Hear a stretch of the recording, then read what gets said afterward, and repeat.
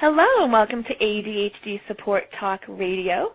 This is your host, Tara McGillicuddy. I am an ADHD coach, and I am also the founder and director of ADDclasses.com. And at ADDclasses.com, we provide virtual support and education to people affected by ADD and ADHD. We offer free monthly teleseminars. We have an extensive ADD audio library with more than 100 courses, and we also offer additional, more in-depth support programs. And you can learn more about ADDclasses.com by going to the website www.addclasses.com. And today I have with me a special guest. In just a moment, Bonnie Mincu and I are going to be talking about perfectionism in relationship to adult ADHD. So welcome, Bonnie. I'm so glad you've joined us for the show. Well, thank you. It's great to be on the show today. Yes, and you and I, we've known each other for years. I know you're probably one of the first ADHD coaches who was out there, one of the first coaches who was doing teleseminars and offering products and services to help adults with ADHD. So I'm really glad that you've agreed to come on the show. Well, I'm very happy to be on the show. Yeah, I've been giving a lot of classes since we started. I started back in 2001, wow. And I'm running a class right now. So it's really good timing for me to be on your show. Yeah, great. And before we get started, can you let the listeners know a bit about yourself, who you are, in relationship to helping people affected by ADD and ADHD, and how they can get in touch with you after the show's ended? Okay. I started out as an ADHD coach in 2001, and I had come from a corporate career of over 20 years working primarily in very large corporations as an executive coach, a trainer, and a management consultant. And I decided I wanted to go on my own, that I could do those things on my own, and I left the big consulting firm that I was with and found out to my surprise that without the structure and the deadlines that I had been accustomed to, I wasn't getting anything done at all, and I was ADD, and I didn't know it. All those years, I was 46 years old when I got diagnosed as someone with ADD, and I was pretty shocked because I never really had a hard time with all that structure and deadline. I was very good at meeting deadlines, and I was so intrigued by this idea that I went through the ADD Coach Academy to get training in how to coach people with ADD, and in that process, learned how to coach myself. So I learned how to break through the problems I was having of getting myself to do some work and build my business. And almost from the very beginning, I would tell people I was a coach, and back in those days, not everyone knew what a coach was, and I would get a lot of blank looks. But when I said I was an ADD coach, I would get a lot of, oh, my goodness, you should talk to my brother-in-law, my neighbor, everyone needs you. And so very quickly, that became my full-time business, the ADD part. So I call my business Thrive with ADD. That's www.thrivewithadd.com, and that is THRIVE with ADD. And through that business, I do coaching, of course, and also a number of training programs. I've been focusing pretty deep this year on programs that combine training with support. So there's a bit of coaching one-to-one that people get in my program. There's a community forum that they get. There's practice assignments that they can have, and there's a lot of contact between the sessions. And one of those programs is Procrastination Transformation, and the other is ADHD ProductivityEngine.com. Wow. I mean, you offer great programs that people need. I remember years ago when you first came out, you had the self-coaching workbok that people raved about. I mean, that was one of the first workbooks for people with ADHD. So you are a great asset to the adult ADD community. Well, thank you. Yes. So today we're going to be talking about perfectionism and adult ADD. And it's interesting. A lot of people with adult ADHD don't realize they're perfectionists until somebody kind of points it out, and they're like, yeah, that's me. Yeah.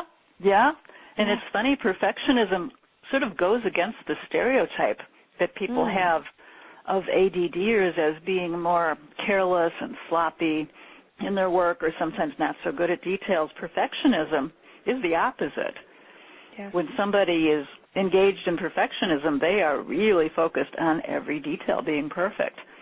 But a lot of people with ADD are perfectionists, or at least a lot of them that I come across are perfectionists. And that's sort of too much of a good thing. You know, perfectionism is one of those things that sounds like it's a really good quality to have, especially in the workplace. And actually, if you're ADD and perfectionist, it can hurt you. And there's a number of reasons why it can hurt you. I mean, one of them is if you're a perfectionist, you take a lot longer than necessary to do tasks. If you're ADD, you very possibly have a poor sense of time to begin with. Things take you way longer than you think they're going to because you just get lost in perfecting. Another issue is that people with ADD and perfectionism may not notice those social cues taking place around them in the workplace about they may not be picking up hints that they're going overboard and not sure that good enough is good enough.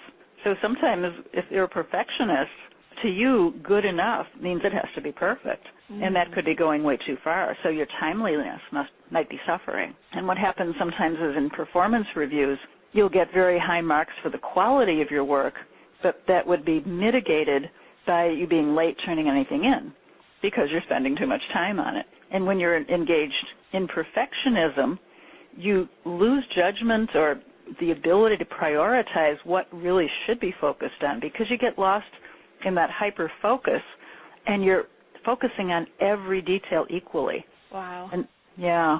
And no, I mean, you just brought up the thing about, the social cues. That's something I never even realized was connected to the perfectionism. But if you're into that perfectionism mode and you're not picking up on the, cues from your boss or your coworkers, you're just going to keep going on and, be late with it or, really upset other people. So it's really interesting that you brought up that perspective about the perfectionism. Yeah, and it's funny because that's not one that my clients think of, that they tend to bring up. It's only when I'm probing them or in the conversation it might come out that they'll say, my boss has told me several times that it's good enough, and they're not picking up on that hint. Yeah. There's a reason their boss is urging them to kind of stop and don't go further. It can make other people look bad, too. Oh, yeah. Well, I mean, you have, the time management issues, the prioritizing issues, the other, challenges that are associated with ADHD. Then you add that perfectionism piece into it. It can really, derail you and cause some real challenges. Yeah, particularly when combined with the time issues. Yes.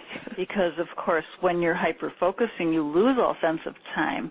Mm-hmm. So if you're hyper-focusing on perfecting, you kind of give yourself permission to do that. Again, in the workplace, so you might say, it's okay. I'm not going to beat myself up for taking too much time because I'm producing very good quality work here. Yes. I'm being very productive.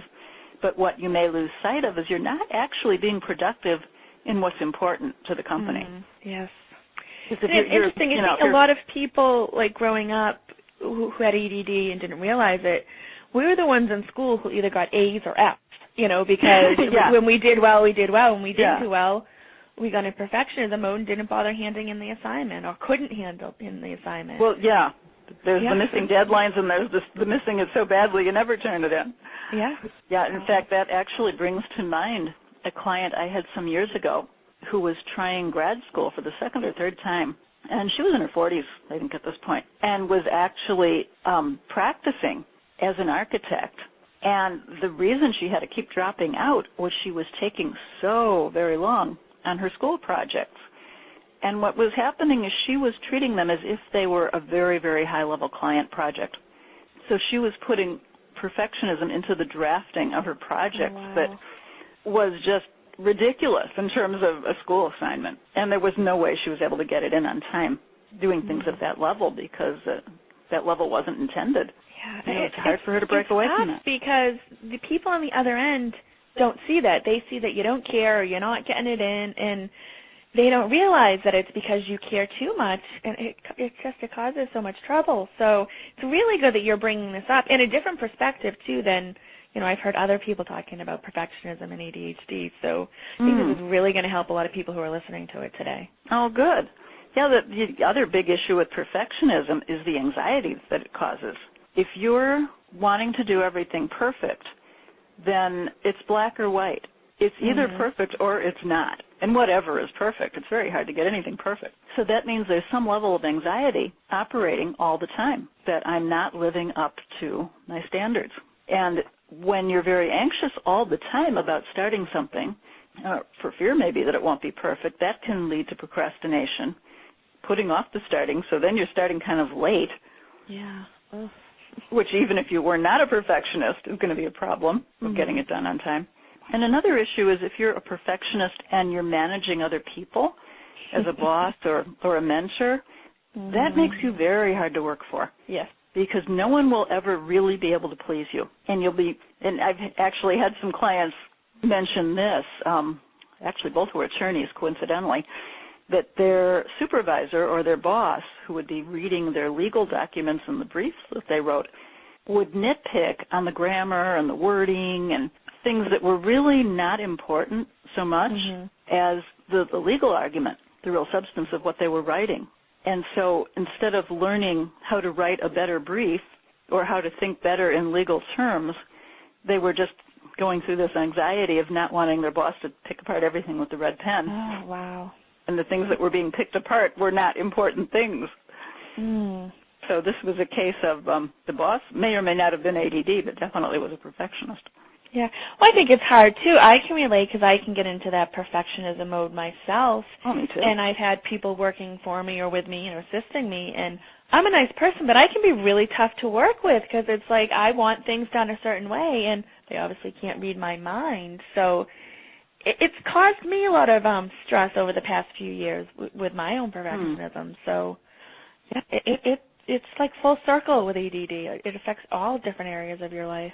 Oh, sure. I find myself spending way too long on the format of something when I should be spending the bulk of my time, of course, on the substance, not the format. Yep. But when you're a perfectionist, you kind of lose that perspective. It's all equal. Yeah, I mean, and that's got to be tough, too, because it's prioritizing. And, a lot of times people with ADD will say, okay, I don't know how to prioritize. Everything seems to have, the same weight. And then to get that perfectionism, it's like everything has the same weight. Everything has to be perfect. So, wow, no wonder people really get be stuck. Perfect. Nothing will ever be perfect. Yeah, and I think that's really something we all need to remember and be aware of and, practice thinking about is there really is no such thing as perfect. That in itself can be life-changing, realizing that and practicing that mantra or whatever you want to call it. Yeah, well, there's a great line from an old Leonard Cohen song that there's a crack in everything. That's how the light comes in. Which is kind of cool. What are some ways, beauty and imperfection. Yeah, I think just realizing that, there is no such thing as perfection, and also people kind of listening to some realizing, wow, maybe that's what I'm a perfectionist. I didn't realize it. That in itself can be helpful, but what are some other, things people can begin to do to deal with the perfectionism to make changes? Well, it's funny, but we always have that old homely remedy, the timer. That is one of the best things you can do if you're a perfectionist and you go into hyper-focus on perfectionism, is become aware of what projects you're likely to do that with and set a timer in advance to go off at regular intervals, like every 10 minutes, every 15 minutes. And that would allow you to pull your mind back a little bit and say, am I on track with what I'm supposed to be doing, or did I get lost in perfectionism? Yep. So that's one really basic thing you can do. Yeah, and that's such a simple tool to just set a timer to go off every 10, 15 minutes and question. And because, 4 hours later, we could be on this tiny little detail and the rest of the project can be off track. Yeah, and that actually brings up the tracking altogether before you even start the project, if it's a big one, to break down the project into different steps and then put kind of a time parameter around how long you think you should spend on each step based on whatever else you have going on and the deadline, so that when that timer goes off periodically, you can tell if you're on track for even finishing the step when you wanted to finish it. So if you've given yourself maybe 2 or 3 hours to work on one aspect of your project, you don't want it to get to the 3-hour mark and you say, oh my God, I'm only a quarter done with this because I've been just focusing too strongly on the detail. So much better to be able to check in every 15 minutes and say, am I on track? Yeah. I know breaking things down into steps is something a lot of us with ADD have a problem with, but that's a whole other topic, how to break things down into steps. But I find with my clients, a lot of times where the perfectionist issue comes up strongly is in a writing project. That writing can just be agony for them. And so my good hint and breakthrough for them for writing is to create different steps of the project. One of them might be a mind map to plan out what it is you need to write. Then maybe there's a research step. Then the most important change here is writing a very sloppy rough draft. And only after you have the rough draft written do you go back and edit. And that's where the perfectionism is sort of allowed, when you go back and edit it. Yeah, and I like how you said sloppy rough draft, giving them permission to do a real rough draft. Yes, sloppy draft. I say it here, I invented the phrase, sloppy draft, which could be bullet points.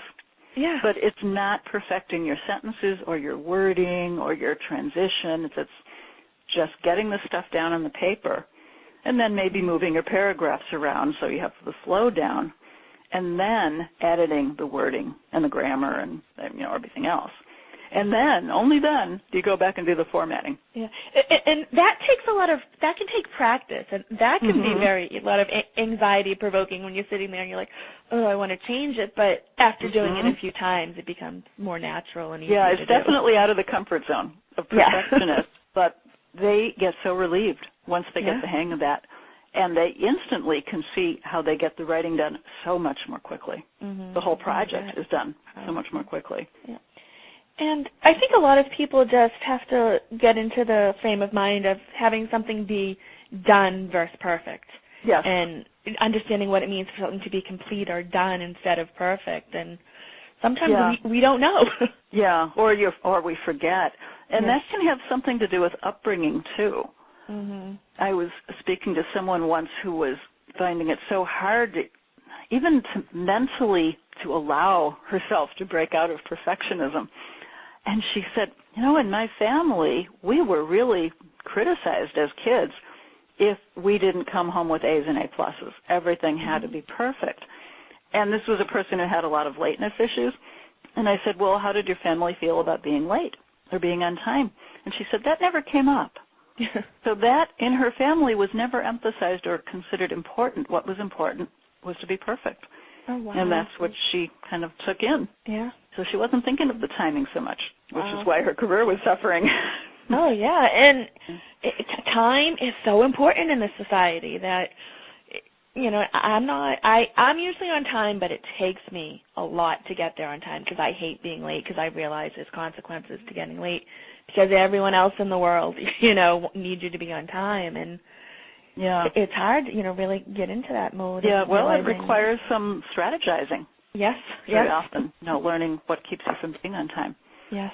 But, with perfectionists, they can usually pinpoint fairly quickly what keeps them from being on time, and it's that they spend too long on something, that they're doing, or that they're spending a long time on doing something and they don't break away to move on to the next thing or to meet their appointment.